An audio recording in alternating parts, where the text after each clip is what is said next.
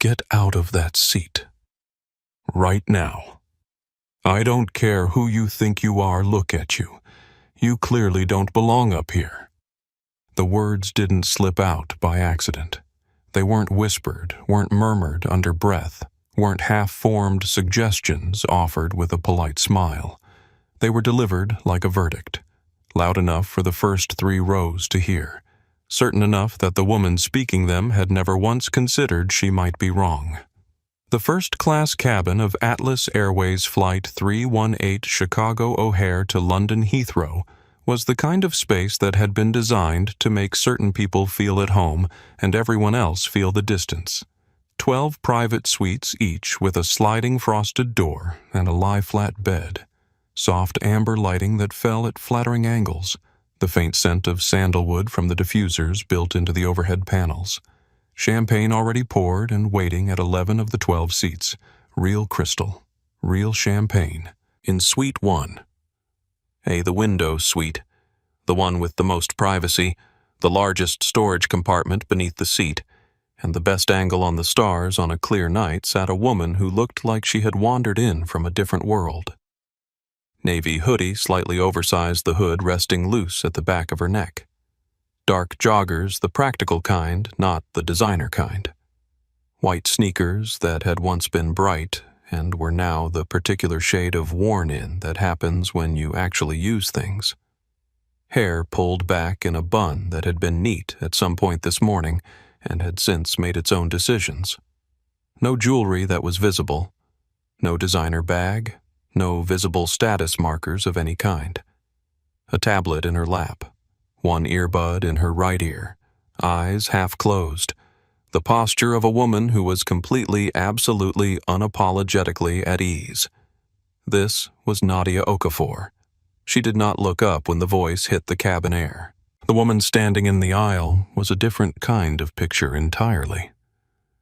Vivian Harlow, 44 years old, moved through the world the way certain women do when they have spent 4 decades being told they are extraordinary.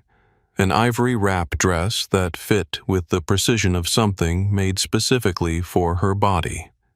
Nude stiletto heels that made a particular sound on polished surfaces, a sound that said, "I am arriving, adjust accordingly."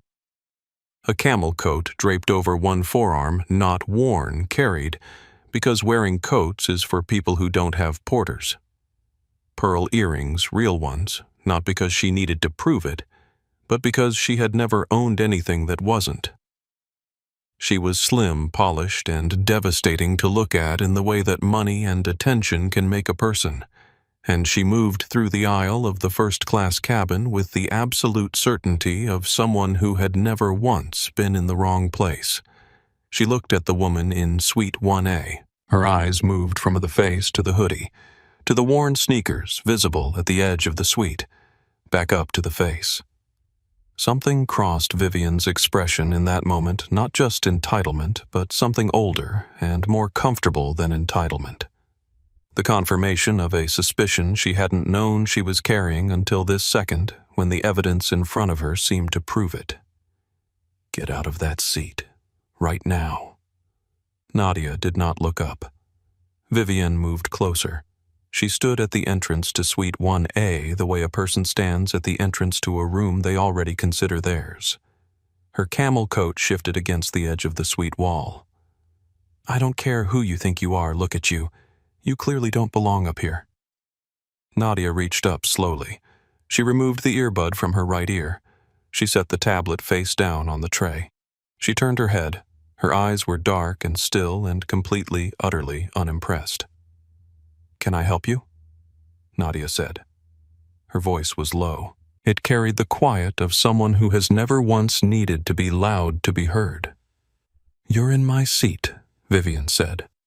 The statement was flat, final, the way people state facts they consider beyond dispute. She gestured at the suite with one manicured hand, a small dismissive motion, as if shooing something minor. 1A. "This is my seat. You need to move." Nadia looked at the digital display on the suite wall. It read 1A, clearly her name listed beneath. "I think you're mistaken," Nadia said. "I'm booked in 1A. I have the boarding pass." "I don't care what your boarding pass says." Vivian's voice didn't waver. It sharpened.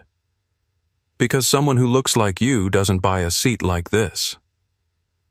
That sentence settled into the cabin air like a stone dropped into still water. The ripple moved outward. A woman in 2C looked up from her magazine. A man 3 rows back lowered his phone slightly. The junior flight attendant at the edge of the galley curtain went very still. Nobody moved. Nobody spoke. Nadia looked at Vivian for a long moment. "Keep going," Nadia said softly. "I want to make sure you say everything you intend to say." 3 hours earlier. The main terminal lounge at O'Hare International was not the private lounge. The private lounge was available to Nadia. Her status qualified her for it 3 times over, but she had booked today's travel under her middle name Nadia Simone, using a subsidiary credit card registered to a shell company called Simone Logistics Partners. She had done this deliberately. She had done it 7 times in the past 2 years on 7 different airlines in 7 different cities. She was watching a luggage handler through the floor-to-ceiling windows. He was perhaps 25. He worked alone on a cart that was stacked higher than regulation allowed because someone somewhere had loaded it wrong, and now he was dealing with the consequence. He had dropped the same box 3 times. Each time he crouched down, reorganized what had spilled, restacked with more care than the situation technically required, and from the right vest pocket, not the left, the right, which meant he kept it there, habitually pulled a roll of packing tape. He taped the corner of the box. He checked the stack. He continued. Nobody was watching him. He didn't know that anyone was. Nadia made a note on her tablet. Good people exist at every level. Find them. Keep them. She had been keeping a running document of observations like this for 14 months. Small moments that revealed character when character didn't know it was being observed.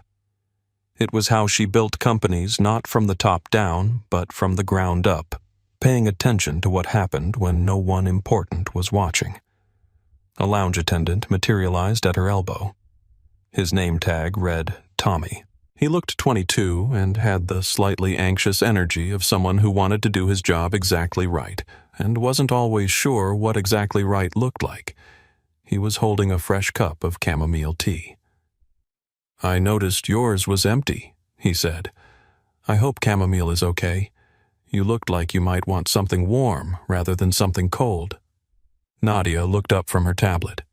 She looked at him, really looked the way she looked at the luggage handler, the way she looked at everything she was trying to understand. "It's perfect," she said. "Thank you, Tommy." She meant both words. He set the cup down and retreated with the practiced invisibility of good service, and Nadia wrapped her hands around the warmth of the cup and looked back at her notes. She was Nadia Okafor, 38 years old, born in Detroit, Michigan, to a father who drove trucks for 31 years and a mother who taught 3rd grade for 27. The kind of upbringing that teaches you 2 things with absolute clarity: that work is dignity, and that dignity is non-negotiable. She was the founder and CEO of Meridian Global Logistics, a company that had begun as 2 leased trucks and a spreadsheet she coded herself in the back of a shared office space in Detroit's Eastern Market District. That company now quietly moved 18% of all air cargo through North America. It had operations on 4 continents. It employed 11,341 people, a number Nadia knew precisely because she reviewed the employment report every quarter, and knew that each number was a person with a mortgage or a student loan or a sick parent or a dream they were working toward. She was worth conservatively $4.2 billion. She was also, as of 72 hours ago, the majority shareholder of Atlas Airways. The acquisition had taken 14 months of silent maneuvering. 14 months of shell companies and intermediary negotiations and carefully worded SEC filings that revealed nothing to the casual reader. The previous board of Atlas had not seen it coming until the paperwork was signed and the votes were counted, and there was simply nothing left to debate. The press release was scheduled for tomorrow morning at 9 a.m. London time. She was flying to London to be present when it dropped. But that was not the only reason she was on this flight. She had heard the rumors about Atlas Airways for years, employee complaint filings that disappeared into HR systems and were never resolved. 3 separate lawsuits from passengers alleging they had been profiled, questioned, or removed from premium cabins on grounds that, when you removed the procedural language, came down to one thing: they had not looked the part. A leaked internal memo distributed 18 months ago, never officially attributed, never officially denied that, spoke of maintaining the airline's brand image in premium cabins. When Nadia had read that memo, she had read it 3 times. Each time the same translation emerged: keep certain passengers out. She needed to see it for herself. She needed to feel what this airline's culture did to a person who walked through its doors without a title visible on their clothing. She needed to know the truth of it in her body before she started changing it. Her phone buzzed. A text from Priya Anand, her executive assistant, who had the rare combination of being unflappable under pressure and completely honest about when things were going wrong. Fleet numbers confirmed. All 47 Atlas aircraft at gate tonight. Code is ready if you need it. Please sleep on the plane. You haven't slept properly in 4 days. Nadia typed back. I'll sleep when the culture changes. A pause. Then, so never. Understood. I've packed the encrypted drive in the exterior pocket of the backpack like you asked. London team confirmed for 9 a.m. Don't lose the backpack, Nadia. When have I ever lost a backpack? Priya. The Munich incident. Nadia put her phone in her hoodie pocket. She finished her tea. She tipped Tommy in cash, folded left under the empty cup so it didn't feel like a transaction. She picked up her battered black backpack inside one laptop, one encrypted hard drive containing the full Atlas acquisition documentation, and a worn paperback copy of Toni Morrison's Beloved with her grandmother's handwriting in the margins. Small, careful notes that Nadia had read so many times she had them memorized. She walked to the gate. She handed over her boarding pass. Her real boarding pass, her real name printed across it clearly. Nadia Okafor. Seat 1A. Atlas Airways Flight 318. The gate agent scanned it. It cleared. She walked down the jet bridge. She boarded first. She settled into Suite 1A. She kicked off her sneakers and put on the complimentary slippers. She pulled her hood up slightly at the collar. She opened her tablet to the dossier she had been building on Atlas for the past 14 months, and she began to read. She put one earbud in. She closed her eyes. She was simply a woman on a plane. A tired woman on a very long flight who wanted a few hours of peace before the world found out what she'd done. That was all she wanted. That was all she was asking for. Marcus Webb had been in Seat 3B for 11 minutes before Vivian Harlow reached the gate, and in those 11 minutes he had already filmed the pre-boarding activity through the small oval window, done a slow pan of the first-class cabin for his travel documentary series, and eaten the warm mixed nuts the cabin crew had brought with an efficiency that suggested he hadn't eaten since morning. He was 31. Freelance documentary filmmaker. His series Real Travel, Real People had 400,000 subscribers and the kind of dedicated following that came from being genuinely uncomplicatedly honest on camera. He didn't perform authenticity. He just had it. He had his camera in hand when Vivian Harlow walked through the gate. He caught her in the lens without thinking, just documenting. The way she moved was cinematically interesting, the absolute certainty of it. The way the space seemed to rearrange itself around her expectation.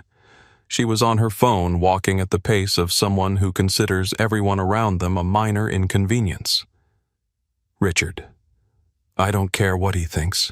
The Balmain table needs to be on the left side of the room. The lighting from the right is completely wrong for the centerpieces. Did you confirm the car in London? And I mean a proper car, not a town car, not a service. A car with a driver who has actually been to the venue before. She stopped at the first-class boarding desk. The woman behind it was Brooke Callum, 34 flight attendant, 8 years with Atlas. The kind of competent professional who had learned to read incoming passengers, the way weather forecasters read clouds with accuracy, and a certain resigned acceptance of what was coming. Brooke saw Vivian coming from 20 feet away and made the small internal adjustment that experienced airline staff make when they recognize a passenger who is going to require effort. "I'm in 1A, Vivian said, without preamble, without greeting. "Vivian Harlow." My assistant confirmed the seat twice. Brooke checked her screen. Her fingers were efficient and quick. "Ah, Mrs. Harlow. Welcome. I see you here. You're assigned to 1F. Seat 1A was booked several weeks prior." Vivian's expression didn't change in any dramatic way. It simply sharpened slightly the way a knife sharpens on a stone. "That's a mistake. I'm afraid not, ma'am. The booking is confirmed. 1F is the same suite configuration, same lie flat, same." "I know what 1F is," Vivian said. "I've sat in 1F, on one occasion, when there was no alternative. There is an alternative. Move whoever is in 1A. "Brooke, I'm not authorized to do that, Mrs. Harlow. The passenger in 1A has a valid confirmed." "Then I'll handle it on the plane," Vivian said. She said it the way people say things when they have never, not once in their adult lives, encountered a situation they could not personally resolve. She ended the call with Richard mid-sentence. She walked through the boarding door. Marcus watched her go. He hadn't started filming with intent yet, just casual documentation, the kind he did automatically the way other people took notes. He lowered the camera and returned to his mixed nuts. In the cabin, Vivian walked down the aisle of the first-class cabin with the focused attention of someone on a specific mission. She glanced at the suite numbers, passed 1F without slowing, stopped at 1A. She looked at its occupant. The woman in the hoodie did not look up. Vivian stood at the entrance to the suite. She waited. She was accustomed to being noticed when she entered a space. She was accustomed to people adjusting when they became aware of her proximity. The woman in the hoodie had one earbud in and a tablet in her lap and gave no indication that she was aware of anything beyond the screen. Vivian tapped the suite wall. The sound was deliberate. Once. Twice. The way you tap when you are trying to get someone's attention and are already annoyed that you have to. Nothing. "Excuse me." The woman in the hoodie did not look up. "Hello? I know you can hear me." The tapping again, more insistent.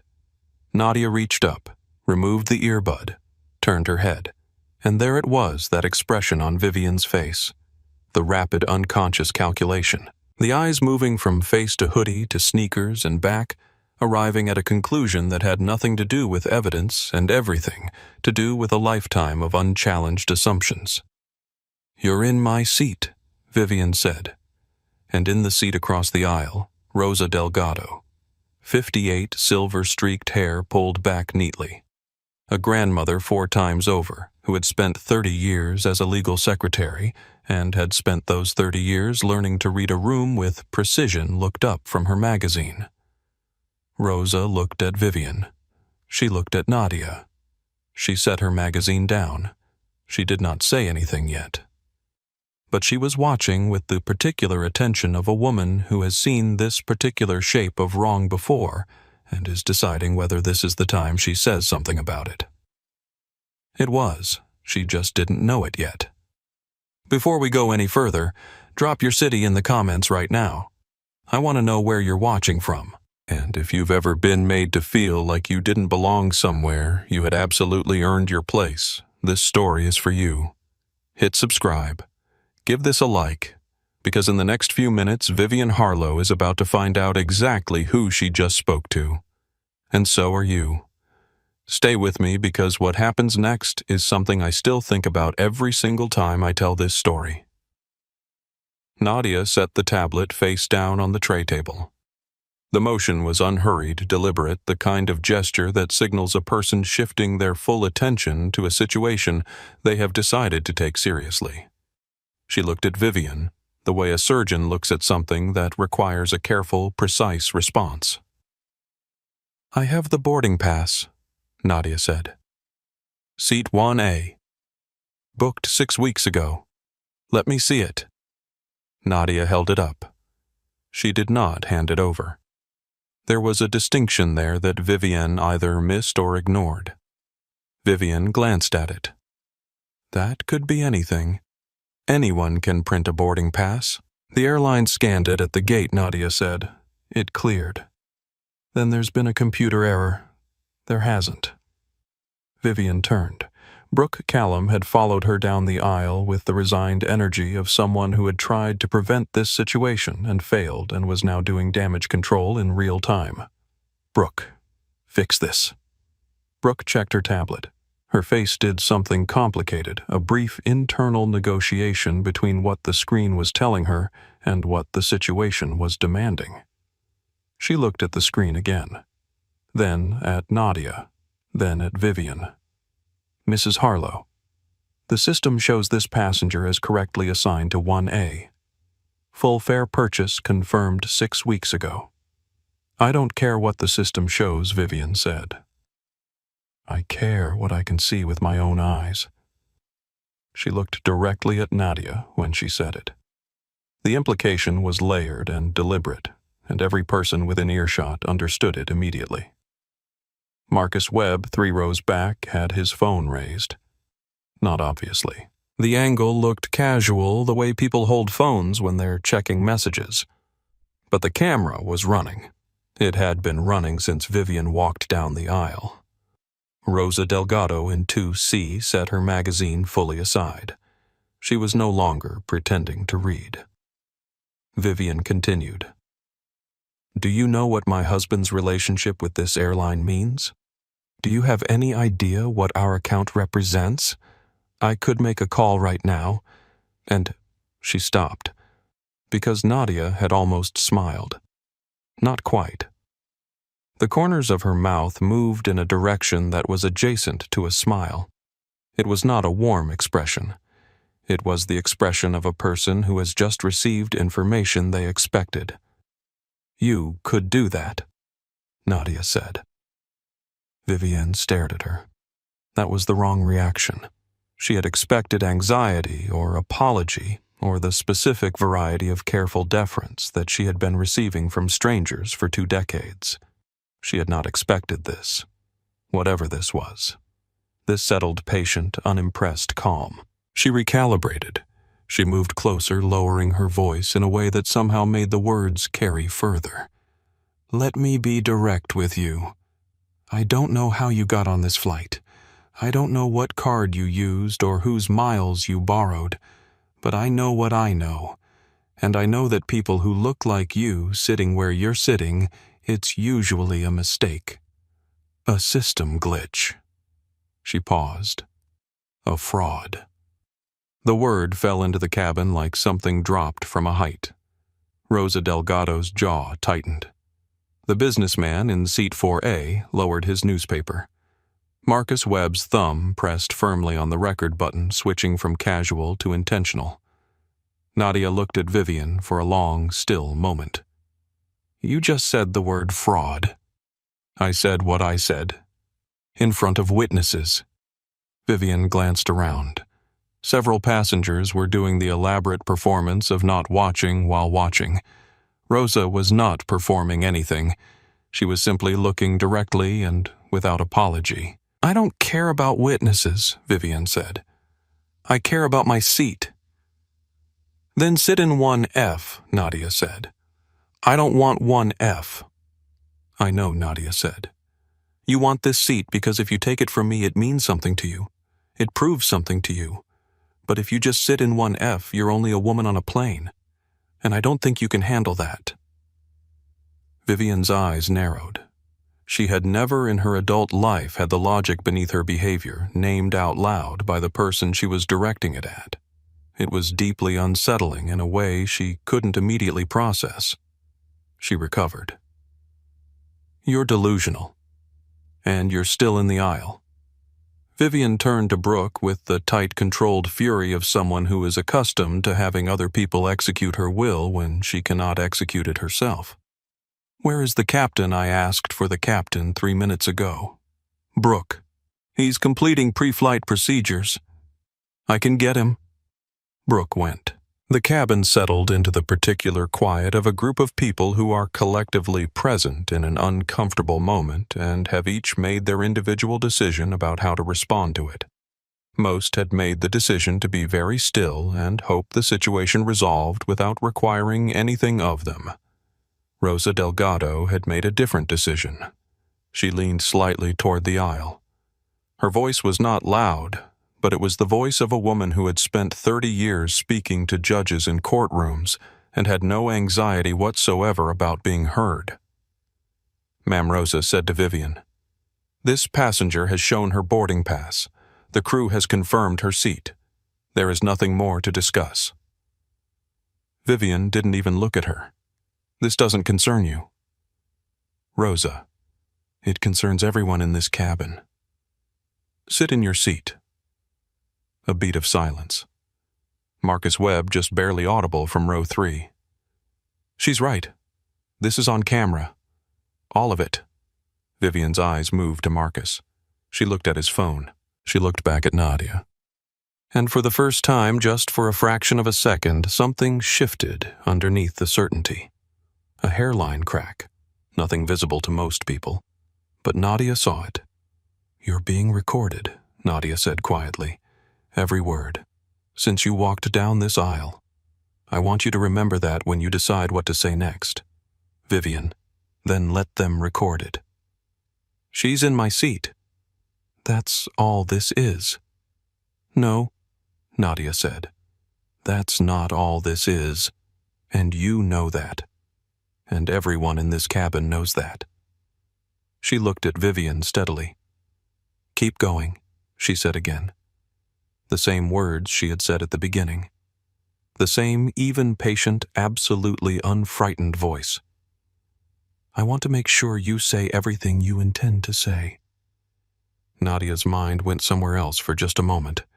Not out of weakness, not out of distress, out of the specific recognition that comes when a pattern repeats itself, when you have seen this shape of thing before in another room, in another version of your life, and your mind reaches for the memory, the way a hand reaches for something to hold in a storm. She was 24 years old. Detroit, Michigan, January. The kind of cold that has a physical weight to it that pushes against you when you walk and gets into the spaces between your coat collar and your skin. She was wearing a blazer she had bought at Goodwill in Midtown and ironed 3 times that morning. She had a folder in her hands, a real folder, the kind with tabs, with dividers, with sections labeled and color-coded. Inside that folder was her entire business plan for what was then called Okafor Freight Solutions. Financial projections, a routing efficiency model she had built herself in Excel over 4 months, a copy of her first signed contract with a regional grocery chain worth $80,000, and 3 letters of character reference from people who had worked with her and were willing to say so on paper. She had practiced the conversation 47 times. She had timed herself on the 47th practice and come in at exactly 9 minutes, which was how long she had been told a loan officer could give her. The loan officer's name was Gerald. He was polite in the particular way of people who have made their decision before you walked through the door and are simply waiting for the social transaction of the conversation to conclude. He wore a pleasant expression. He gestured for her to sit. He accepted the folder. He did not open it. He flipped through it the way people flip through something they are not reading. The pages turned. Nothing registered. He stopped somewhere in the middle. Miss Okafor, a loan of this size requires substantial collateral. The contract is on page 12, Nadia said. It's executed. The client has already made the first payment. He flipped past page 12. A contract isn't collateral.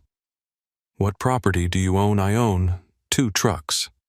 Their trucks depreciate, he said. The contract doesn't. Something moved across his expression.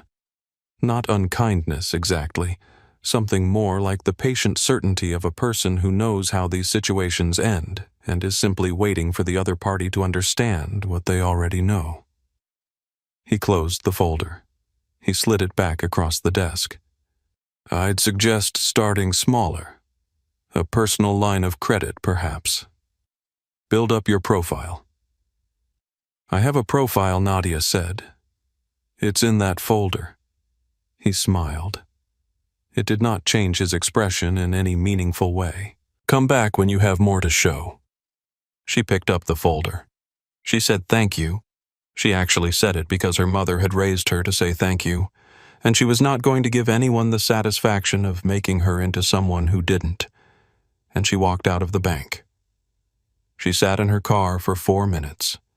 She cried for exactly 4 minutes, timed on her phone, because she allowed herself the truth of the feeling, but she was not going to give it more than 4 minutes of her life. Then she called her grandmother. Her grandmother was 71 years old, and had worked as a seamstress for 40 years, and had opinions about everything, and softened none of them for anyone's comfort, which was one of the many reasons Nadia loved her absolutely. Her grandmother listened to the story. There was a pause. Baby, she said. They closed a door. So you build a wall around it. You build it so big and so solid that they can't find the door anymore. And then you build the next one. Nadia drove back to her warehouse. She worked until 3 in the morning. The next day, she called another bank. And another. On the 6th attempt, she found a woman named Mrs. Patricia Reyes at a community development bank in southwest Detroit who actually read the folder, who read page 12, who asked about the routing model, who said, I see what you're building here, and approved the loan in 4 business days. That $80,000 became $800,000. $800,000 became $8 million. $8 million became Meridian Global Logistics, 11,000 employees, 4 continents, and a quiet 14-month acquisition that had just placed Nadia Okafor's name at the top of the ownership structure of one of North America's major airlines. Gerald, wherever he was, had no idea. Nadia blinked. She was 38 years old. She was sitting in Suite 1A of a first-class cabin at 35,000 feet, or she would be in approximately 40 minutes when this plane took off. The seat beneath her was hers. The boarding pass was hers. The encryption keys to the documents that proved she owned this aircraft were on the hard drive in her backpack. Vivian Harlow was still talking. Nadia looked at her. She felt the familiar heat, the one that had lived in her chest since she was a girl, the one that rose when someone decided what she was before she had spoken a word. She felt it the way she always felt it, as information, as data, as a reading on a gauge that told her something important was happening and required a precise, careful, measured response. Not rage. Never rage. Rage was a gift to the people who provoked it. Clarity. That was the thing she offered herself instead. She settled into the clarity the way she settled into the seat completely without reservation, and she waited for the captain. The cabin had gone from uncomfortable to something denser. The air pressure hadn't changed. They were still on the ground, the doors still open, the night air of O'Hare still faintly detectable, but the atmosphere had developed the specific weight of a situation that is gathering toward something. Vivian had not moved from the entrance to Suite 1A. She had not sat down in 1F. She had not walked away. She stood in the aisle with her arms crossed and the camel coat over her forearm, and the expression of a woman who had decided that leaving would be a form of surrender she was not prepared to offer. She lowered her voice, which paradoxically made everything worse. "Let me be very direct with you," she said. "I don't know how you got on this flight. I don't know what card you used or whose points you borrowed to get up here, but I have spent 20 years in premium cabins on this airline. I know what this section is for. I know the kind of people who sit here." She paused. "The kind of people who belong here." Nadia looked at her with an expression that gave nothing away. And people who look like you." She said it clearly, without flinching, without apology, sitting where you're sitting in that. She looked briefly and deliberately at the hoodie. "It's usually a mistake. A computer glitch. Sometimes a fraud."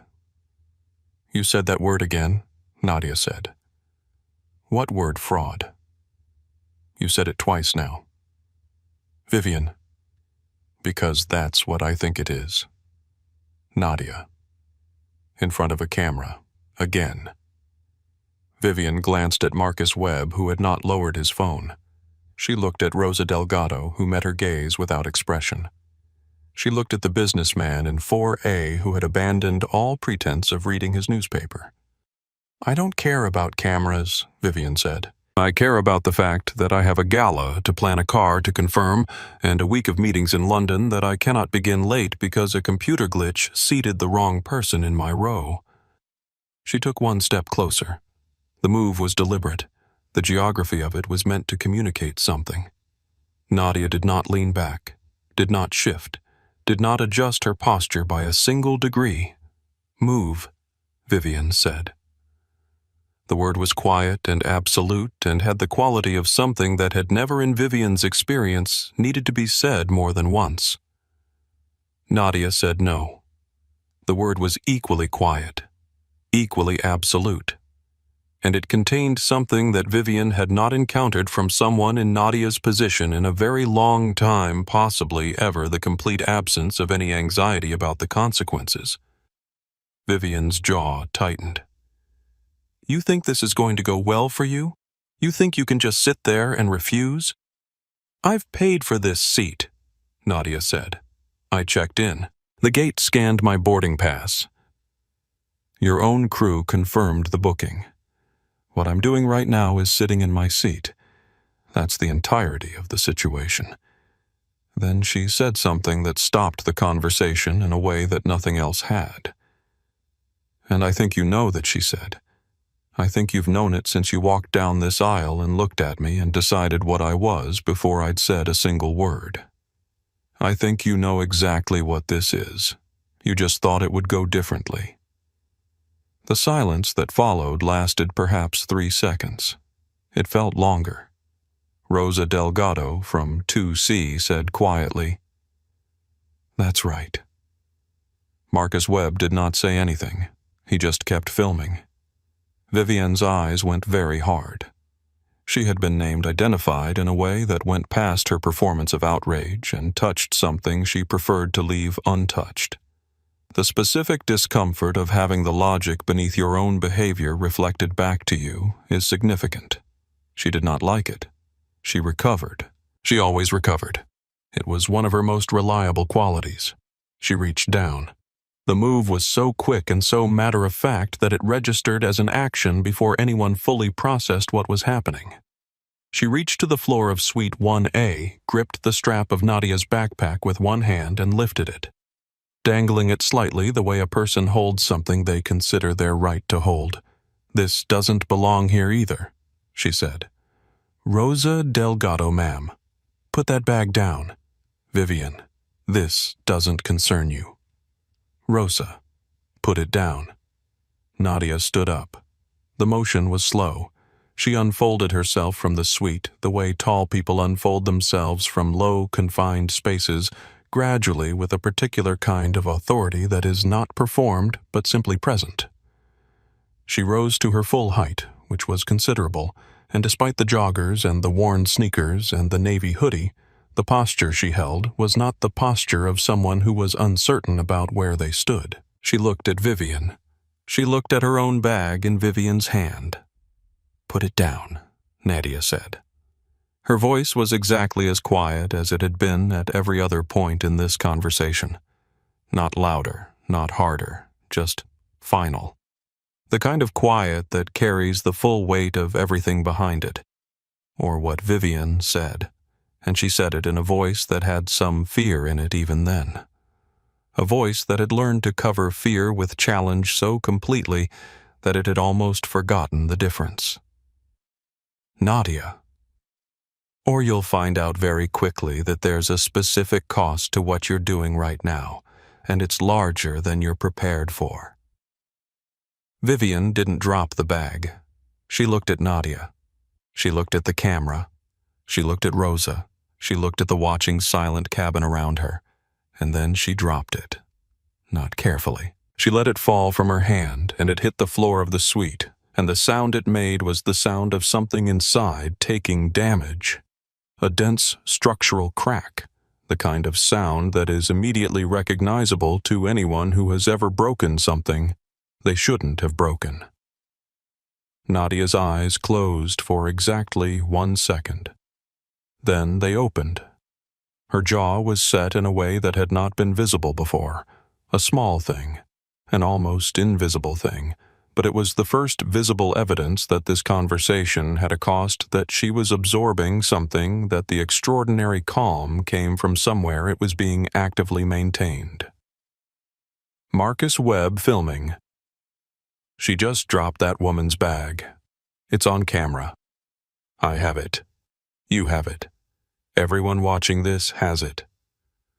Rosa Delgado stood up from seat 2C. She was not a large woman. She was 58 years old and had 4 grandchildren and wore sensible shoes and had spent 30 years as a legal secretary, which meant she had 30 years of watching powerful people mistreat less powerful people, and had developed over those 30 years a zero tolerance for it. That Rosa said, pointing at Vivian with the precise conviction of someone who is done being quiet, was completely unacceptable. Vivian, sit. Down. Rosa, no. The single syllable had more weight than anything Vivian had said in the last 10 minutes. The cabin was silent. Nadia crouched down to her bag. She did not look at Vivian. She unzipped it with careful hands and reached inside. I need to pause right here and ask you something. If you were sitting in that cabin, in any of those seats, watching all of this happen in real time, what would you do? Would you look away? Would you speak up like Rosa? Would you keep filming like Marcus? Tell me in the comments. I genuinely want to know. And stay with me, because what Nadia does in the next 4 minutes is something I still think about. It's quiet, it's controlled, and it is absolutely devastating to watch. Nadia unzipped the backpack slowly. She did not hurry. She did not look at Vivian, who was still standing in the aisle above her. She did not look at the watching cabin. She looked at the bag, and then she looked inside it with the focused attention of someone checking the precise nature of a problem before deciding how to address it. She reached in. Her hand found the laptop. She drew it out. The screen had a crack running from the lower left corner diagonally across 2/3 of the display. The aluminum casing on the same corner was dented, the edge folded slightly inward, where it had made contact with the floor. She turned it over. She pressed the power button. Nothing. She pressed it again. The screen remained dark. She set the laptop gently on the tray table. She looked at it for a moment. Then she zipped the backpack closed and stood up. Her face was entirely still. Not controlled still. The way water is still when the surface is undisturbed. But something had changed in her eyes, a quality of attention that had narrowed and sharpened and settled into a focus that was different from anything she had shown before. That laptop, Nadia said, and her voice was so measured and so quiet that people in the rows closest to her leaned slightly forward to hear it, contained the encrypted master documents for a corporate transaction involving 9 figures. The damage you just caused has a specific legal name. Vivian 9 figures. She said it with a laugh that didn't quite land the way she intended. Right, Nadia. You didn't have to believe me then. You don't have to believe me now. She picked up her phone. She dialed. It connected on the first ring.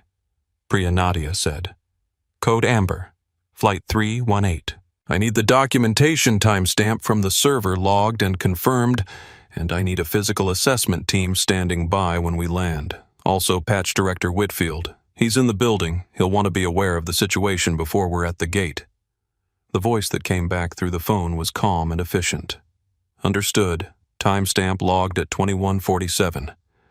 Whitfield has been monitoring since you boarded. He's standing by. Do you need immediate escalation?" "Not yet," Nadia said.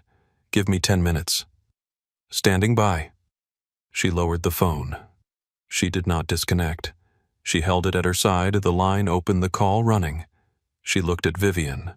Vivian was staring at the phone, at the ease of the call, at the specificity of it, timestamp documentation, director monitoring. These were not the words of someone improvising. These were the words of someone who had prepared. "Who are you?" Vivian asked. The question came out smaller than she intended. She heard it as soon as she said it. The shift in its register, the way it had arrived with uncertainty underneath it instead of demand. She tried to recover the command she'd had 2 minutes ago and found it slightly out of reach. "Nadia." "You'll find out." She looked at Vivian steadily. "Sit down in 1F. That is the last time I will offer you that option." Vivian did not sit down. She crossed her arms. The camel coat shifted against her forearm. She was made of something stubborn, the particular stubbornness that comes not from strength, but from a lifetime without consequence, which can look identical to strength from the outside, but has a completely different internal structure. "I'm waiting for the captain," she said. "Nadia, I know." She sat back down in Suite 1A. She placed the cracked laptop on the tray table. She looked at it once more. "So am I," she said. Rosa Delgado sat back down in 2C. She picked up her magazine. She did not open it. She held it in her lap and looked at the back of Nadia's headrest and felt something she had not felt in a professional context. In a long time, the particular rising anticipation of watching someone who knows exactly what they are doing begin to do it. Marcus Webb. Filming quietly. The woman they tried to remove from her seat just made a phone call that mentioned a 9-figure transaction, a director, and a documentation timestamp. I don't know what's coming. But she does. Elena Vasquez had been standing at the edge of the galley curtain for 4 minutes. She was 27. 2 years with Atlas Airways. Before that, a degree in business administration from the University of Texas at San Antonio, followed by 18 months of applications and wait lists, and the specific persistence of someone who wants something particular and is willing to wait for it. She had wanted to travel. She had wanted to work. She had gotten both in a job that was better than people assumed and harder than people imagined. She had been watching the confrontation from the moment Vivian walked down the aisle. She had her tablet in her hand. She knew what it said.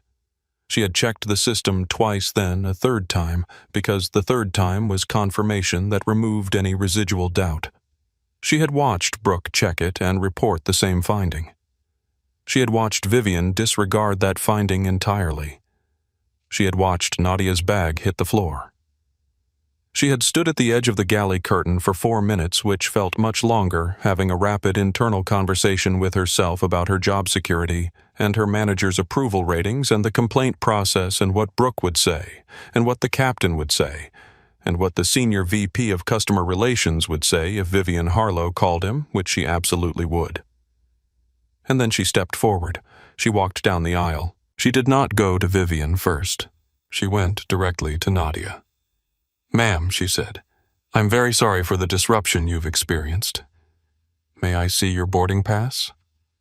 Nadia handed it to her. Elena scanned it with her tablet reader. She looked at the result. She looked at it again. She recognized the moment for what it was. The moment where she either said what the screen said or said something else, something safer, something that wouldn't put her in the middle of whatever this was becoming. She said what the screen said.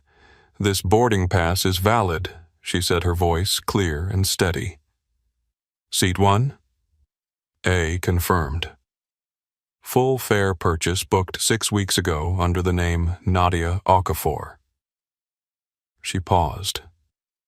There is no error in the system. She turned to Vivian. Mrs. Harlow, your assigned seat is 1F.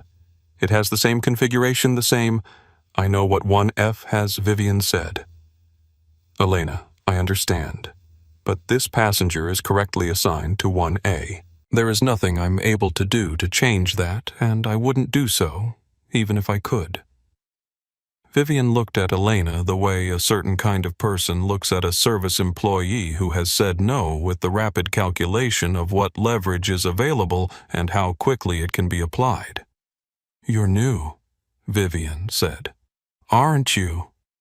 Elena, I've been here long enough. Long enough to what? Long enough to know how this works. And long enough to know when something isn't right. Vivian, then you know what a formal complaint to the Senior VP of Customer Relations looks like. I have his direct number. Elena did not move. She stood her ground in the aisle with her tablet in both hands and her back straight and her voice level. Then, I suppose you should call him. The cabin breathed. Rosa Delgado from 2C said quietly, Good girl. 2 words, unambiguous. Marcus Webb had lowered his phone from its filming position. He was simply watching now, the camera forgotten. Elena looked at Nadia. The look lasted perhaps 2 seconds and contained the specific communication of 2 people who are in the same situation from different angles and understand each other completely without needing to discuss it. Thank you, Nadia said. Of course, Elena said. And she stayed. She did not retreat to the galley. She did not find a reason to be somewhere else. She stood at the edge of Suite 1A with her tablet and her 2 years of job security and her one decision to tell the truth, and she was present, fully and visibly present, as a witness. Brooke Callum emerged from the direction of the cockpit door. She looked at Elena. She looked at Nadia. She looked at Vivian. Her face cycled through several expressions before settling on something that was difficult to read precisely, part professional concern, part something that might have been the early stages of shame. She didn't say anything. Not yet. But she had stopped following Vivian's lead, which, given where she had been 3 minutes ago, was itself a kind of answer. Captain Derek Moss walked down the aisle of his first-class cabin with the practiced composure of a man who had handled passenger conflicts for 28 years and considered himself good at it. He was 52, 4 gold stripes, silver-haired. He carried the particular authority of someone who had been in charge of large things for a long time and had stopped somewhere along the way examining the assumptions that authority was built on. He entered the situation already moving toward its resolution. He was a man with a schedule and a pushback window, and he needed this finished in under 5 minutes. He looked at the players. Vivian Harlow, composed, exasperated, clearly accustomed to being accommodated. Elena Vasquez standing her ground in the aisle with an expression he recognized as the look of a junior crew member who had gotten themselves involved in something above their station. Nadia Okafor, seated in Suite 1A in a navy hoodie and dark joggers with worn sneakers visible at the edge of the suite and a tablet on her tray table and a cracked laptop beside it. Captain Moss made his assessment. It took approximately 4 seconds. The assessment was wrong, though he wouldn't know that for another 8 minutes. What's the situation, he said. Vivian? This passenger is in my seat and refusing to move. Moss looked at Nadia. I understand there's been some confusion about the seating. We'd like to get this sorted before we push back. Nadia. There's no confusion. I'm in the correct seat. Moss. Mrs. Harlow is a priority member of our... I'm aware of what she is, Nadia said. What I'd like to know is what I am. I purchased this seat. I checked in. The gate scanned my boarding pass and it cleared. And the airline's own system, as your colleague Elena can confirm, shows me correctly assigned to 1A. Moss glanced at Elena. Elena met his gaze without deflecting. That's correct, Captain. The system shows a valid booking for 1A under the passenger's name. Full fare. No error. A flicker moved through Moss's eyes. He didn't like being contradicted by junior crew in front of a passenger conflict. He also, on some level he wasn't fully examining, didn't like how clearly Elena had stated it, without hedging, without suggesting there might be ambiguity. Simply, that's correct. Be that as it may, he said, turning back to Nadia. Mrs. Harlow is a long-standing client with significant history with this airline. In cases where there is passenger disagreement in the premium cabin, our protocol gives me latitude to offer alternative, Captain Nadia said. She said it quietly, without interruption, but the word had weight enough to pause him. Choose your next sentence very carefully. He didn't. Mrs. Harlow has a purchasing history with this airline that represents a considerable relationship. When there is conflict in the cabin, I have an obligation to... You're not describing a conflict, Nadia said. You're describing one person sitting in her assigned seat and one person standing in the aisle refusing to go to hers. That's not a conflict. That's a choice. And you're about to make it yours. Moss, I'm asking you to cooperate. Nadia, I'm cooperating. I'm sitting in my seat. That is the full extent of what cooperation requires of me tonight. Something moved across his face, a tightening. He was a man with a pushback window and 28 years of authority and a very specific idea of how these situations resolved, and this one was not resolving that way. Ma'am, he said, I'm going to have to ask you to gather your belongings. Rosa Delgado stood up. She did it without drama. She simply rose from her seat in 2C and stood in the aisle and looked at Captain Moss with the steady, unhurried attention of someone who has spent a career being a witness to things. Captain, she said, I have been sitting in this seat for 22 minutes. I watched this entire situation from the beginning. This woman has shown her boarding pass. Your crew confirmed her assignment. She has not raised her voice. She has not touched anyone. She has not violated any regulation or policy that I am aware of. I need you to tell me specifically what grounds you have for asking her to move. Moss. Ma'am, please stay in your seat. Rosa. I'm asking a legitimate question. Marcus Webb from row 3 turned his phone to face front.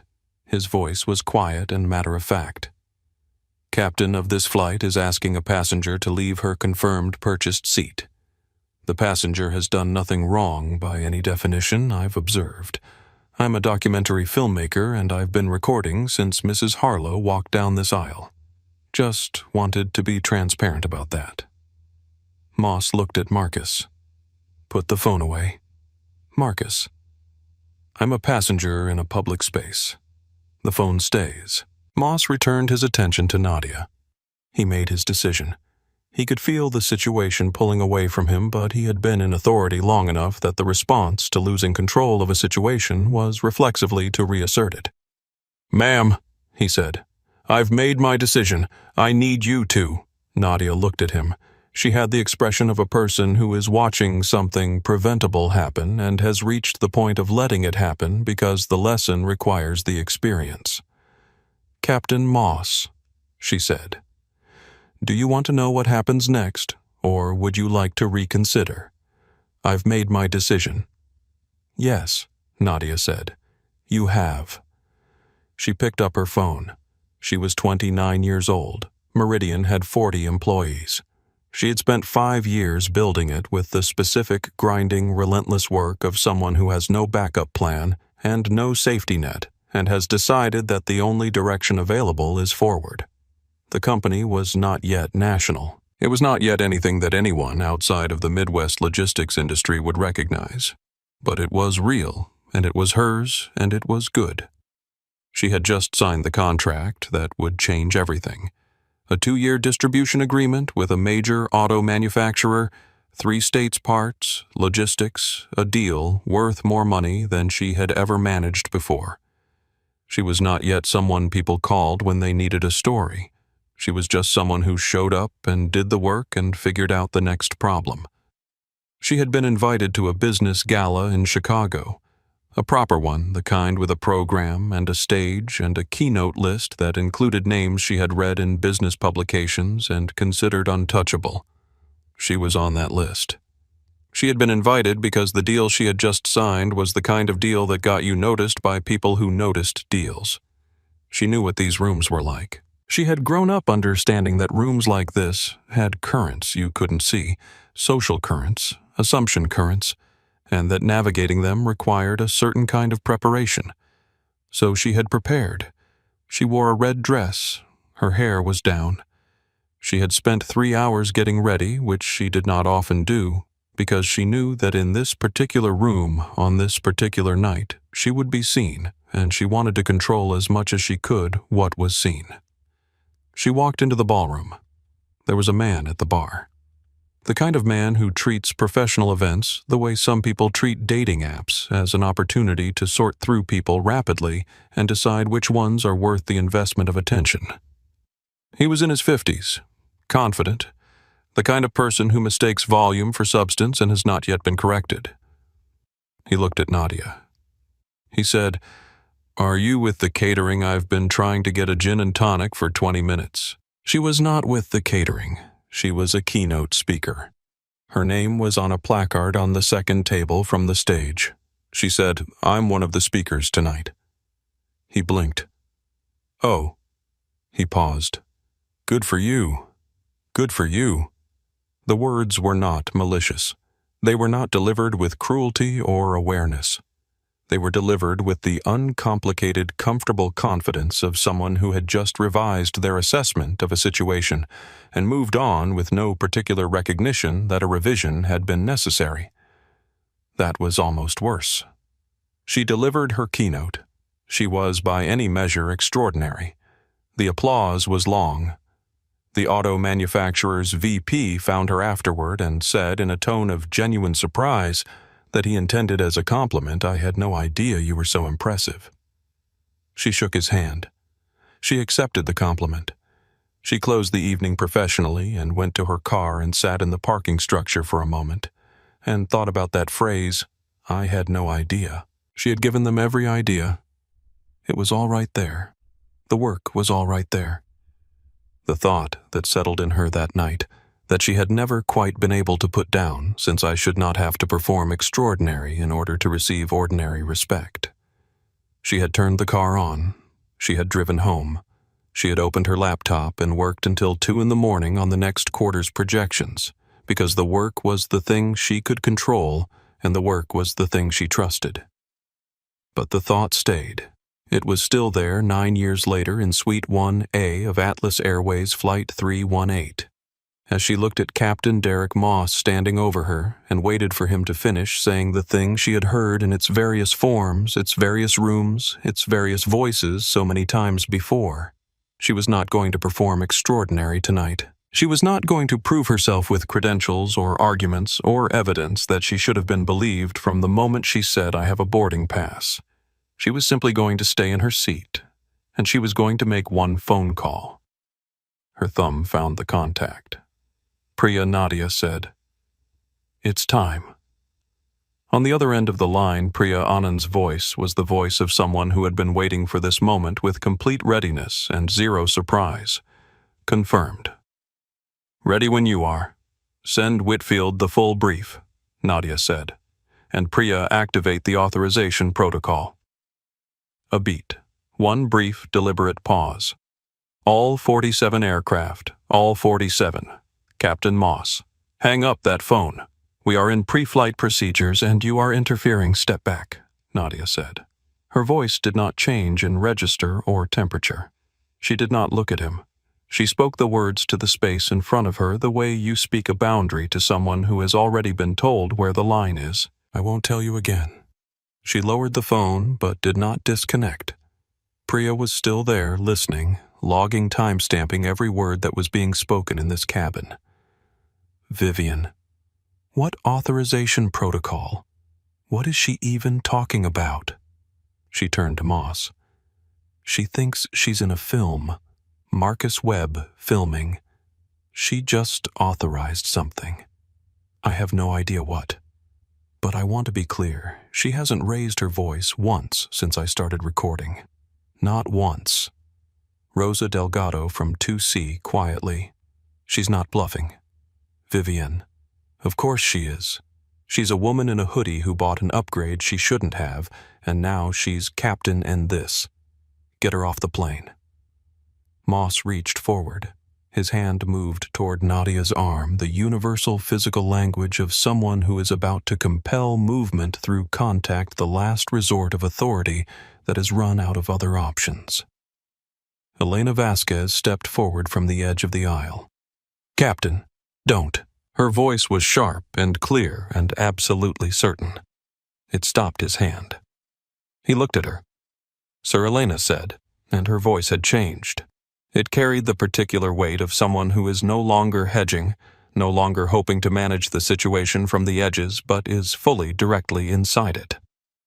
If you make physical contact with this passenger without legal cause, the airline assumes liability. I need you to think about what you're doing. Moss looked at Elena. He looked at Nadia.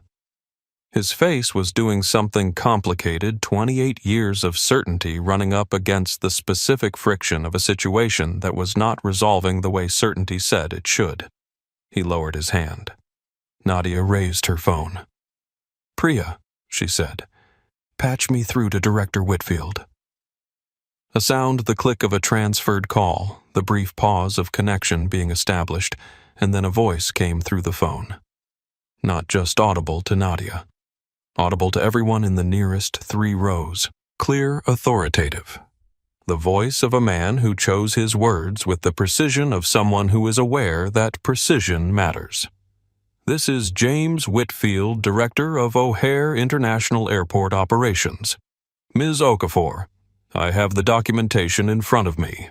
The Atlas Airways fleet is on standby, pending your authorization. What is your call? The cabin went very, very still. Not the polite stillness of people pretending not to listen.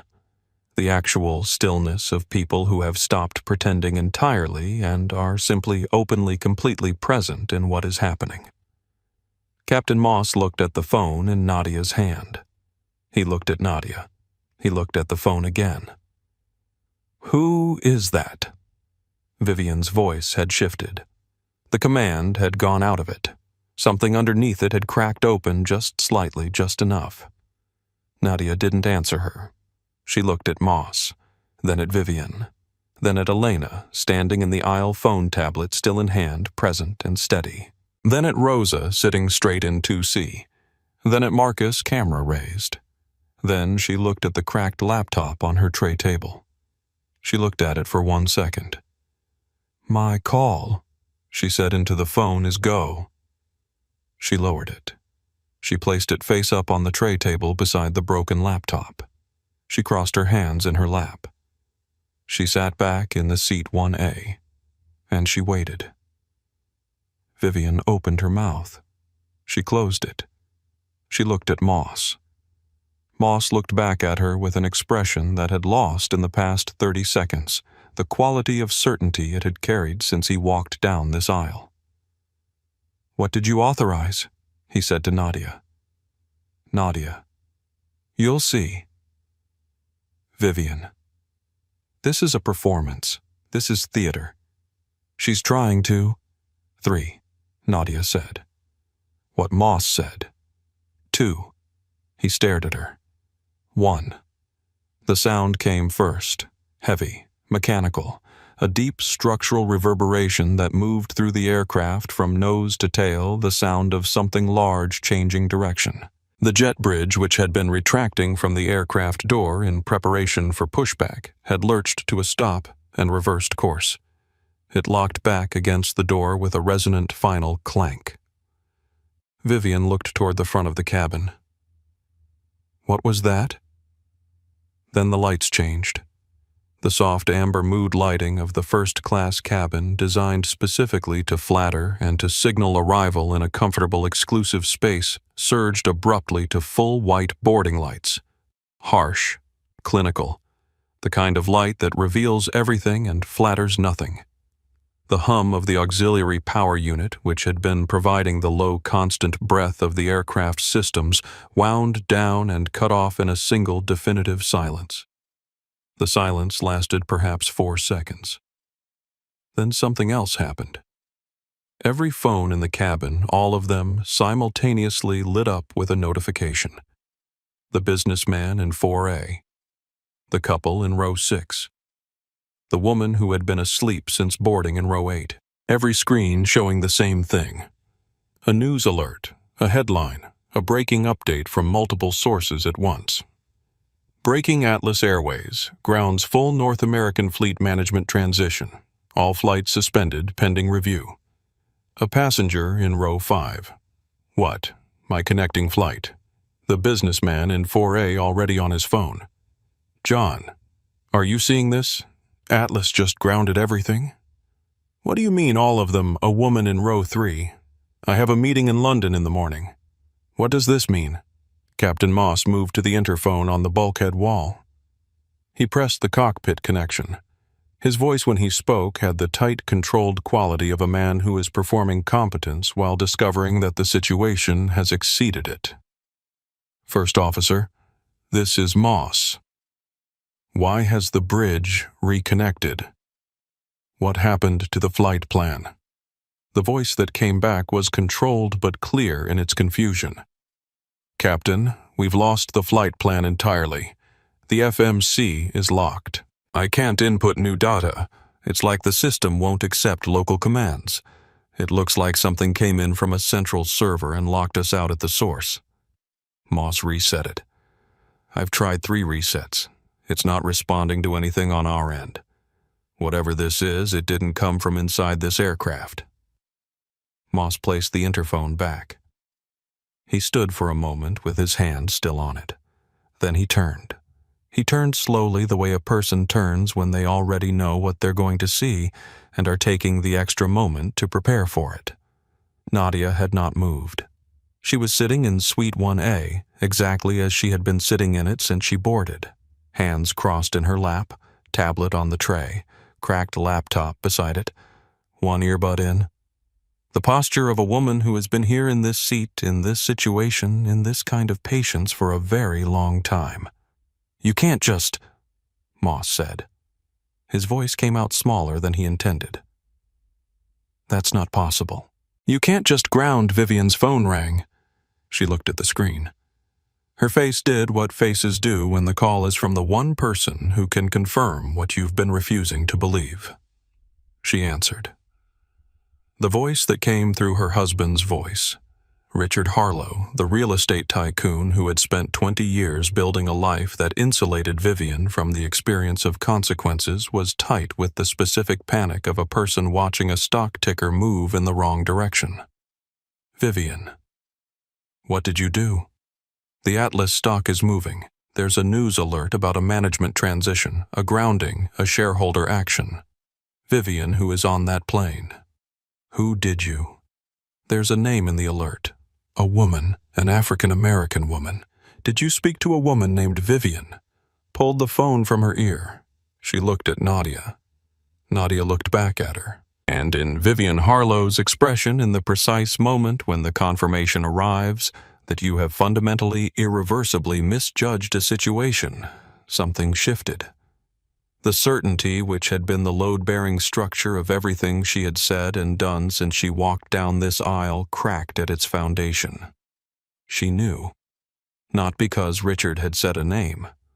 Because of the way Nadia was looking at her, the specific quality of patience in it, the absence of surprise. She had known this whole time. Marcus Webb's phone had been recording for 31 minutes. His live stream now showed 11,000 concurrent viewers and was climbing with the speed of something that has found its moment. He narrated quietly, his voice low, his eyes moving between Nadia and the reactions spreading through the cabin like something visible. Atlas Airways Flight 318 at O'Hare has not pushed back. The jet bridge came back. The cabin lights changed. And the woman they've been trying to remove from her seat for the past half hour hasn't moved a single inch. In the cabin, people were piecing together the headline on their phones with the scene in front of them. The businessman in 4A looked at his phone, looked at Nadia, looked at his phone again. Said under his breath, "Wait, is she the one who—" The woman across from him. I think she actually. They stopped completing the sentence. The sentence didn't require completion. The understanding moved through the cabin the way understanding moves through a group of people who have all received the same information at the same moment. Not with noise, but with a collective shift in posture, in the angle of attention, in the quality of silence. Rosa Delgado did not check her phone. She had no need to. She had known not the specifics, not the title, not the ownership stake, but she had known something from the moment Nadia had removed her earbud and turned to face Vivian with that completely unimpressed expression. She had known it the way you know a storm is coming before the sky changes color. She sat in 2C and let out a long, slow breath and nodded once to herself, privately, in the way you nod when something confirms what you already believed. Brooke Callum had emerged from the galley. She stood near the front of the cabin holding her tablet, which was now showing a system-wide alert in bright red text. She looked at the alert. She looked at Nadia. She looked at Vivian. And her face cycled through the recognizable stages of a person who has been on the wrong side of something and is now unavoidably aware of it. She didn't speak, but she had stopped standing near Vivian. The physical distance between them, previously negligible, had become noticeable. Helena Vasquez had not moved from her position in the aisle. She stood with her tablet held against her chest, her expression steady. She looked tired. She looked relieved. She looked like someone who has spent a certain amount of energy on a decision and is now simply waiting for the aftermath. Captain Moss stood in the middle of the first-class cabin with his hand still resting on the interphone receiver even though the call was long over. He was looking at nothing in particular, at the middle distance, at the space between what he understood to be true and what was now in front of him. "Who are you?" he asked. The question arrived without its earlier edge, without authority. It was simply a question. Now the question of a person who is genuinely asking because they need to know, not because they expect a particular answer. Nadia looked at him. "You should have asked me that at the beginning," she said. "Moss, I'm asking now." She held his gaze for a moment. Then she reached into her backpack. She removed a slim black folder, not the acquisition document she had shown earlier, but something else. A single printed page. The Atlas Airways board resolution dated 3 days prior, listing the majority shareholder with signature blocks fully executed. She placed it on the tray table in front of her face, up at an angle where Moss and the closest passengers could read it. She did not announce it. She did not explain it. She let it sit there. Moss leaned forward. He read it. The color left his face in a way that was almost clinical to watch a gradual draining moving from the forehead down that left him pale and expressionless in the aftermath. Vivian made a sound. It wasn't quite a word. It was the sound of the beginning of a sentence that has no ending, the linguistic equivalent of a floor giving way. Director Whitfield's voice came through Nadia's phone again, still resting on the tray, still connected. The voice was calm and precise and had the quality of someone making a statement for the record. Nadia Okafor, chairwoman and majority shareholder Atlas Airways, confirmed as of 3 days prior to this flight. All documentation verified and on file with the board and the SEC. Nobody in the first-class cabin of Flight 318 said anything. Not the businessman in 4A, not the couple in row 6, not Brooke, not Moss. Marcus Webb, who had been narrating throughout, lowered his phone for the first time since he started filming. He was just listening. He said very quietly into the camera, "She owns the plane." Nadia stood up. not quickly, not dramatically. She rose from Suite 1A with the same unhurried deliberateness with which she did everything fully without performance, without any apparent awareness of or interest in how it appeared. She stood, and the cabin, which was already silent, became somehow more so. She looked at Captain Moss first. "Captain Moss," she said. Moss, she. Her voice was even and clear, and had the quality of something that has been thought through completely before being spoken. "You walked into this cabin 17 minutes ago. You looked at this situation. You saw me, and you saw Mrs. Harlow, and you made a decision in approximately 4 seconds that determined whose account of events was more credible. You did not ask to see my boarding pass. You did not ask Elena to confirm what the system showed, though she would have told you she did tell you, and you moved past it. You looked at what I was wearing. You looked at who was asking you to act. And those 2 things were sufficient for you to tell a paying passenger, a passenger in her correctly assigned seat who had not raised her voice, who had not made physical contact with anyone, who had not violated a single rule or regulation to gather her belongings and leave. Moss, Ms. Okafor. That's not a protocol failure, Nadia said. Protocols don't look at clothing. Protocols don't decide that one passenger's word is more credible than another's before examining the evidence. What you did was a personal failure, made in front of witnesses on camera and on record. Moss said nothing. There was nothing to say that would have helped, and he seemed to understand that. Nadia continued. You have 28 years of service.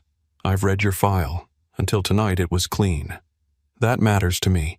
You are not a careless person. You are not a cruel person. What you are is a person who made an assumption and acted on it without question because you have never had a reason to question it before. And that's exactly what I'm going to change about this airline. She held his gaze for a moment. Then she turned to Vivian. Vivian Harlow had pressed herself against the far edge of the aisle. Her camel coat was gathered around her arms. Her pearl earrings caught the harsh white light. She was still by any objective measurement. A stunning woman, immaculate, polished her appearance a masterwork of controlled presentation. And she was in this moment genuinely frightened. Not performing it, feeling it. You, Nadia said.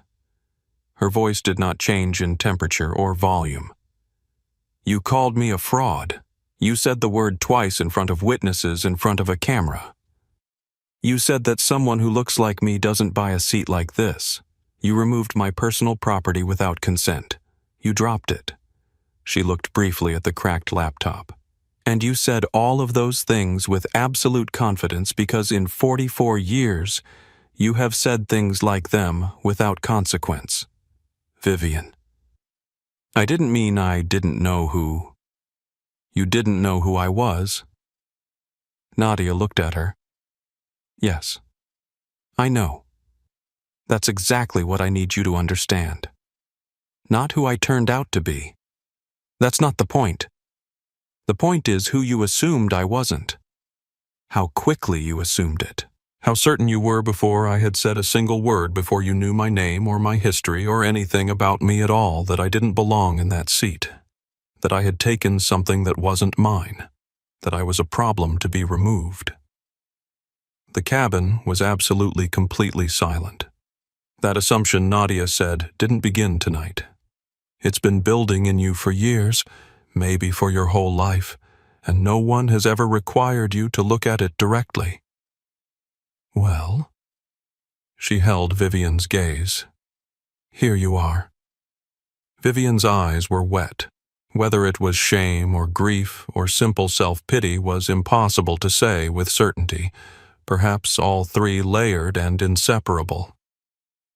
I'm going to ask you something, Nadia said, and I want you to actually think about it. Not the consequences, not the cameras, not what you're going to say to your husband or your lawyer, just the actual question. Vivian looked at her.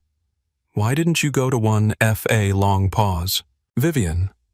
Because if you had, you would have just been a woman on a plane, Nadia said. And that wasn't enough for you. You needed the seat that I was in. Because as long as I was sitting in it, something was wrong. Something was out of order. And the wrongness to you wasn't the situation. It was me. Rosa Delgado from 2C said amen, quietly. Once. The words settled in the cabin like something landing after a long flight. The man in 4A looked at his hands. The woman in row 3 looked at the window.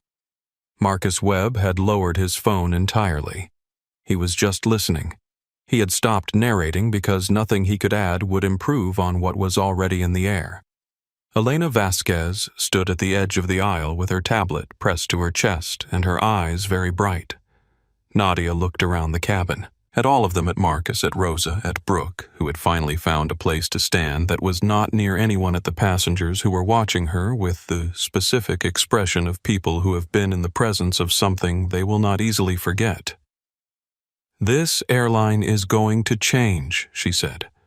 "Not because of tonight. Tonight is a symptom. It's what tonight revealed, the way a test reveals what you already are not, what you become because of it.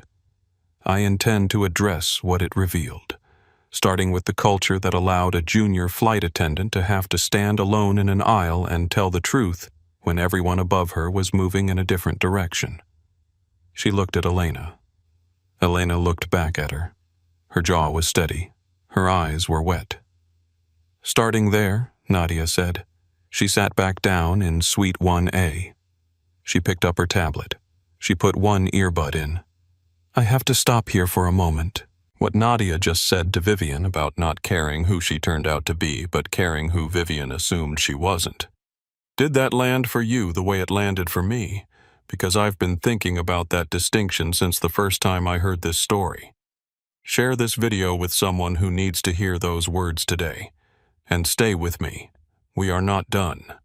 What happens next to Captain Moss, to Vivian, and especially to Elena Vasquez, is something I didn't see coming. Stay right here. Director James Whitfield came down the jet bridge with 2 people from the Atlas legal team and 1 federal air marshal. He was 60 years old. His gray suit was impeccable in the way that suits are impeccable when they are simply the right suit for the person wearing it, and not a statement. He moved through the cabin door with the measured efficiency of a man who has spent decades managing institutional crises and takes no pleasure in any of it, only in the precision with which it is handled. He walked directly to Suite 1A. He stopped. He inclined his head, a small, deliberate gesture that communicated apology and respect in approximately equal measure. "Ms. Okafor," he said, "on behalf of this airport and the operations team, I am profoundly sorry for what occurred on this aircraft tonight. We received your code. The fleet is grounded. I have the documentation. Nadia, it happened. Now we address it." Whitfield turned. He turned slowly, and he looked at Vivian Harlow, who was standing at the side of the aisle with her camel coat gathered around her and her pearl earrings bright in the white light, and her expression composed in the careful way of someone managing a very large amount of internal information. Mrs. Harlow Whitfield said, "I need you to come with us, Vivian. I'm a premium member of this airline. I've held that status for 11 years. What I did was ask for my seat. You made a false allegation of fraud against a confirmed passenger," Whitfield said. The statement was factual, not accusatory. The voice of someone reading from a document rather than expressing personal feeling.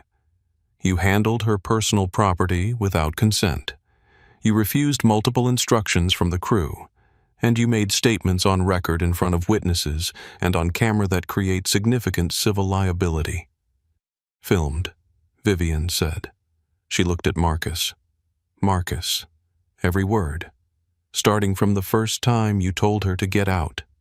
The businessman in 4A, quietly I heard it too. The woman in row 3. So did I."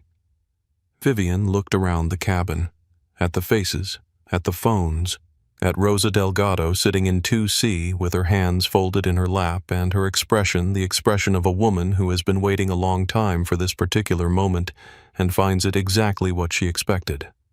She looked at Nadia. Nadia had one earbud in. She was reading something on her tablet. She looked up, met Vivian's gaze, and waited. "I didn't know," Vivian said.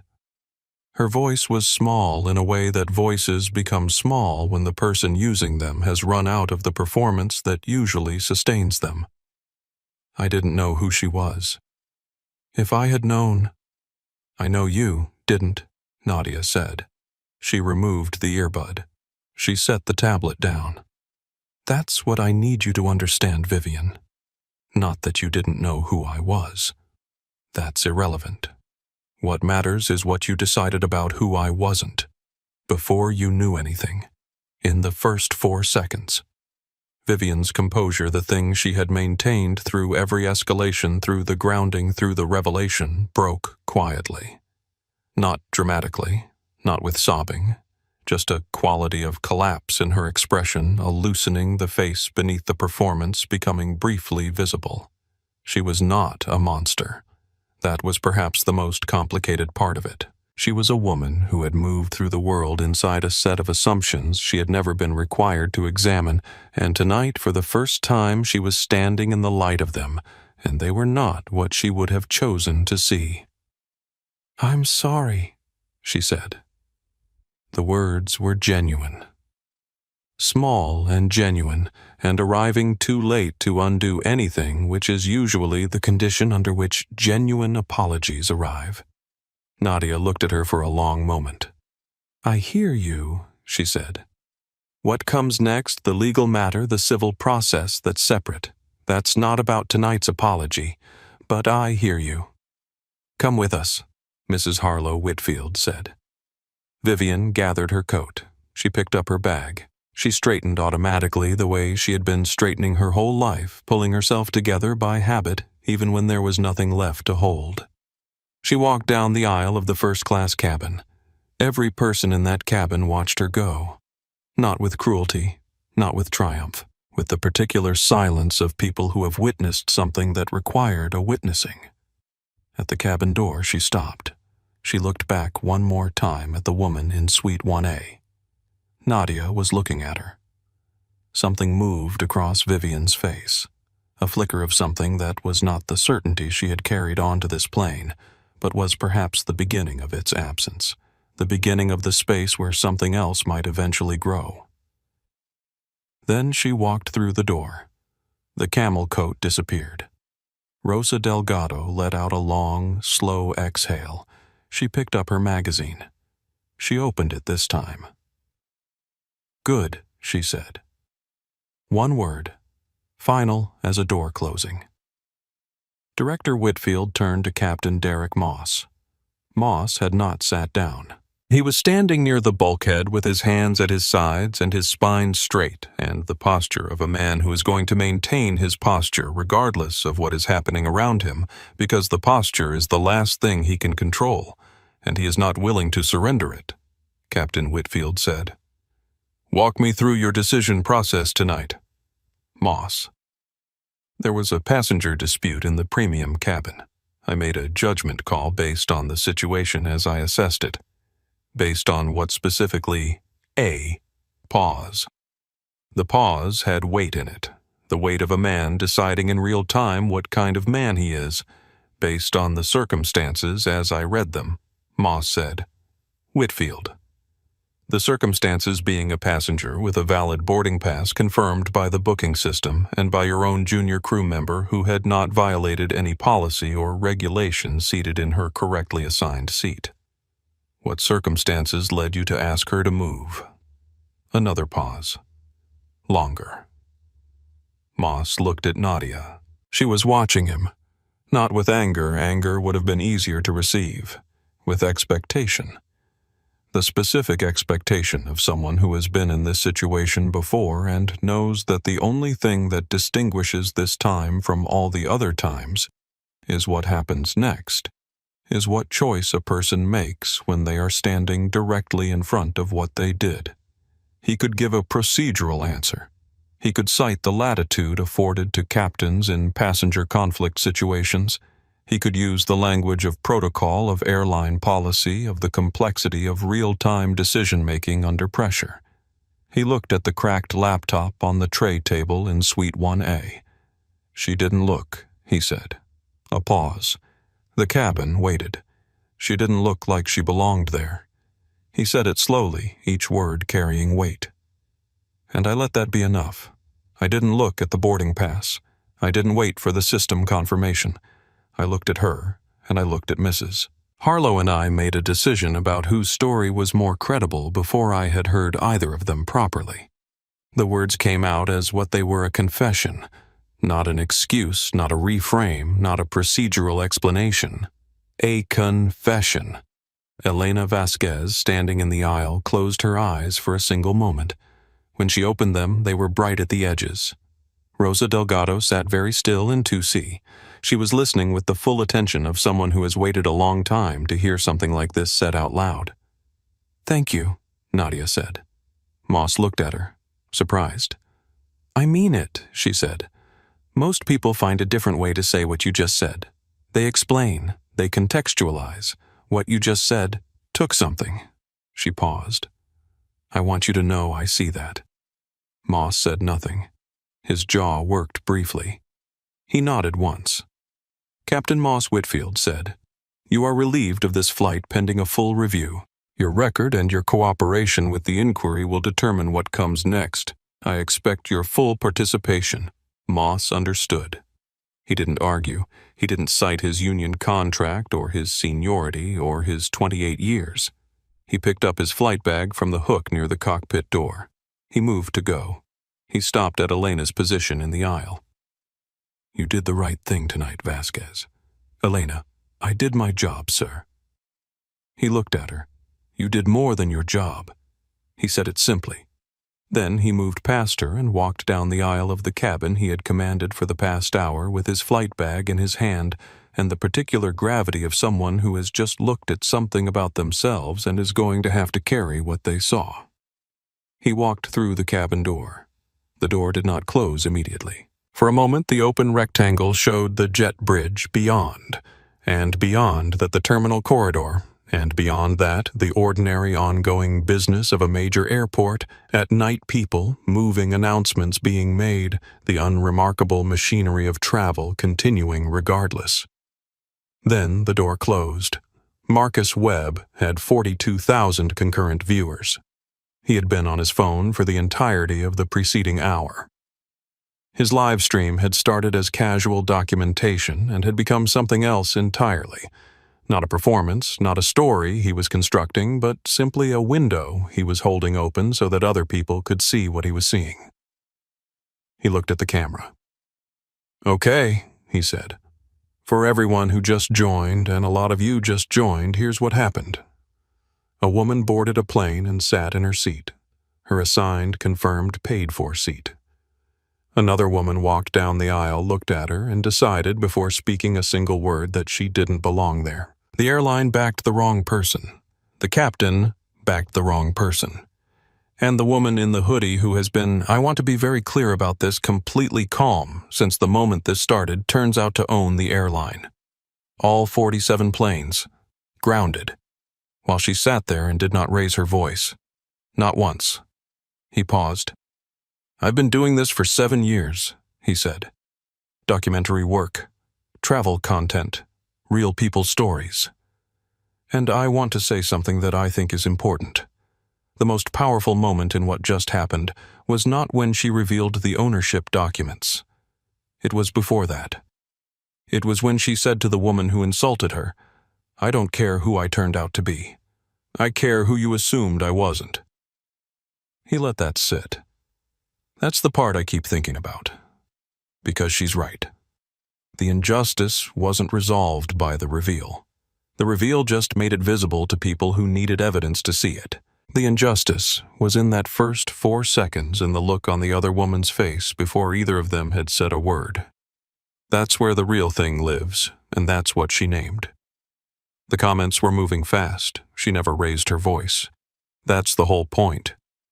"Where can I book Atlas?" "We need more people like Nadia," the flight attendant who stood her ground. "She's the real story here." Marcus turned the camera around. A slow pan of the first-class cabin in its current state, the ambient lights back to warm amber, now passengers settling the particular quiet of a group of people who have been through something together. Rosa Delgado was knitting. She had produced the knitting from somewhere in her large carry-on bag and was working through it with the calm efficiency of someone for whom knitting is not a hobby, but a state of being. She looked up at the camera without surprise. The right thing she said to Marcus without preamble, as though continuing a conversation they hadn't actually started, is usually very simple. We make it complicated because we're afraid of what simple costs us. She went back to her knitting. Marcus turned the camera to Elena Vasquez, who was in the galley.